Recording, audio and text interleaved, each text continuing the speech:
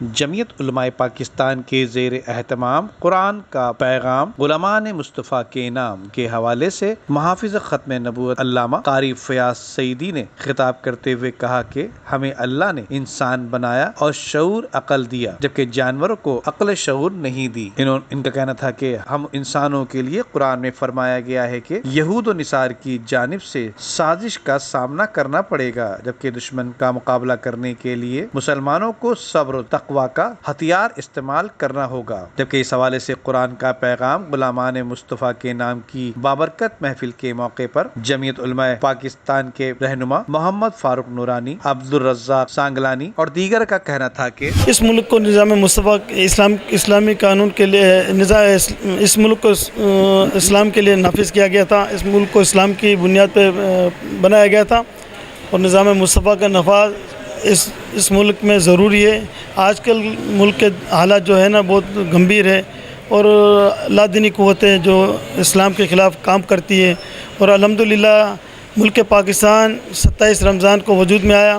اور اسلام کی نام پہ یہ بنا، اور آج کل لادینی قوتیں بہت زیادہ اس پہ کام کر رہی ہے۔ اور آج کل دیکھا آپ نے یہ حالات جو ملک میں ہو رہے ہیں، کتنے بیچارے بے گناہ شہید ہو گئے اور کافی جو ہے نا اور زخمی ہوئے ہیں۔ اللہ تعالیٰ ان کو صحت عطا فرمائے۔ ہر سال کی طرح افطار کا، سحری کا اور ہفتہ وار پروگرام ہوتا رہتا ہے اور سارا جو ہے نا نظام جمعیت علماء پاکستان کی طرف سے ہوتا رہتا ہے۔ جو حقیقت ہے اس وقت اہل ایمان کے لیے اور قرآن مجید فرقان حمید نے جو پیغام دیا ہے، ہم صرف علماء کو نہیں، اہل ایمان کو اس پر بڑھ چڑھ کر حصہ لینا چاہیے۔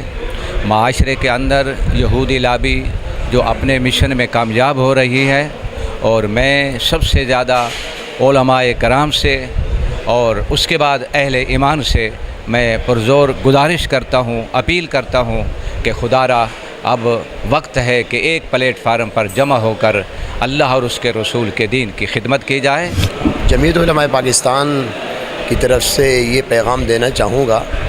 کہ موجودہ حالات میں قرآن شریف کا جو پیغام ہے وہ یہ ہے کہ مسلمانوں کو متحد ہو کر، سب علماء کو، تمام مکاتب فکر کے علماء کو متحد ہو کر لادینی قوتوں کے لیے سد باب کا کام کرنا ہوگا، اور سب مل کر لادینیت کا، باطل قوتوں کا اور لبرلزم لوگوں کا مقابلہ کرنا ہوگا۔ یہ حالات کا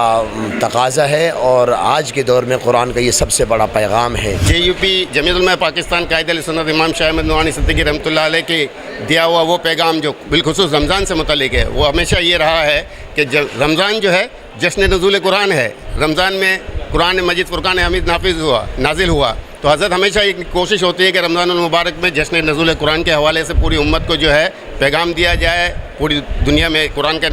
جو پیغام ہے اس کو روشناس کرایا جائے۔ نمبر 2، ہم فلاح و بہبود کے لیے کام کریں، ان کے ہم دکھ درد میں شریک ہوں، ان کی رمضان کی تیاریوں میں ہم شریک ہوں، ان کی عید کی تیاریوں میں شریک ہوں، تاکہ وہ بھی ہماری طرح اچھے طریقے سے زندگی گزارتے ہوئے رمضان کی برکتوں سے مستفید ہو سکیں۔ جمعیت علماء پاکستان کے زیر اہتمام قرآن کا پیغام غلامان مصطفیٰ کے نام کے حوالے سے کی بابرکت محفل کے اختتام پر روزہ داروں کے لیے افطار اور ڈنر کا اہتمام بھی کیا گیا تھا۔